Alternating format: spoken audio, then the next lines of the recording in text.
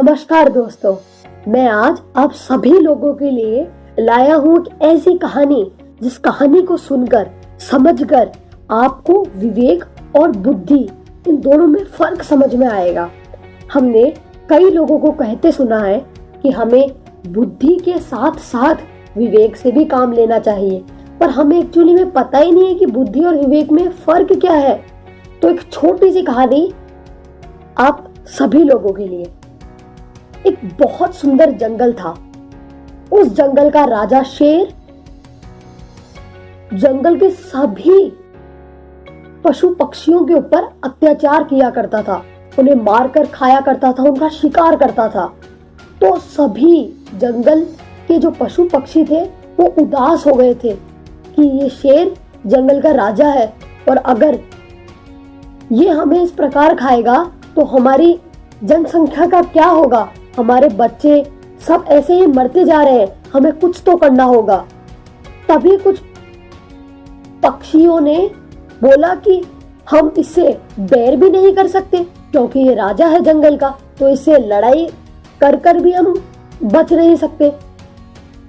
तो एक बंदर बोला कि क्यों ना हम एक काम करते हैं, हम जंगल के राजा के पास एक प्रस्ताव रखते हैं और उस प्रस्ताव में क्या रखना है, हमें ये बोलना है कि हम प्रतिदिन एक एक जानवर आपके पास अपने आप पहुंचा देंगे। वो जानवर खुद आपके पास चलकर आएगा, बस आपको अपना भोजन ग्रहण करना है। तो फिर बंदर ने बोला कि अगर हम ऐसा करेंगे तो बाकी के जितने भी पशु पक्षी हैं वो सुरक्षित रहेंगे, क्योंकि जिस जानवर का नंबर आएगा वो उस दिन जाएगा, बाकी सब सुरक्षित रहेंगे। सभी लोगों को यह प्रस्ताव अच्छा लगा। तो ऐसे ही सभी जानवरों के नंबर आते गए, वो जाते रहे और जैसे ही जिस भी जानवर का नंबर आता वो सिर्फ एक ही चीज सोचता, आज तो उसका काल आ गया, आज तो उसका काल आ गया, बस उसकी जिंदगी का वो बस एक आखिरी दिन है। ऐसे ही दिन बीतते गए। अब बारी आती है खरगोश की।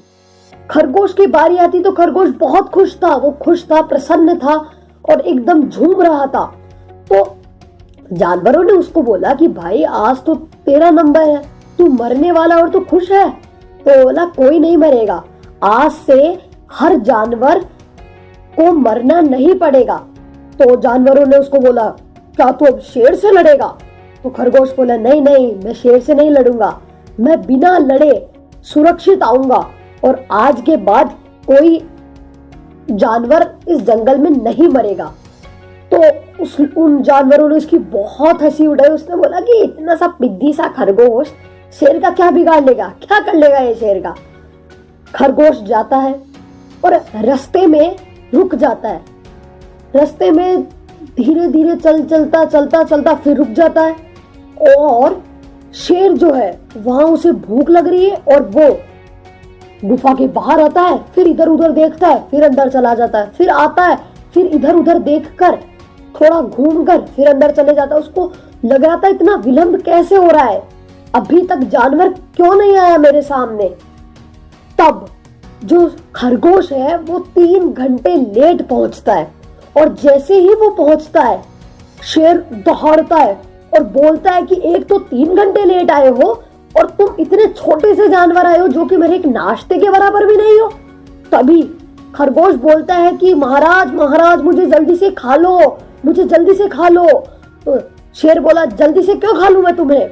खरगोश बोलता है महाराज जल्दी खाओ, वो एक दूसरा शेर है जो मुझे खाना चाहता है। मैं तो छोटा सा जानवर था जो इधर उधर बचते बचाते आपके सामने पहुंचा हूं। उसने मुझे बोला कि मैं तुझे खाऊंगा और मैंने बोला कि भाई मेरा जंगल का राजा जो हमारा जंगल का राजा है वो कोई और है, आप नहीं हो, मैं सिर्फ उसी का शिकार हूँ, वो ही मेरे को खाएगा।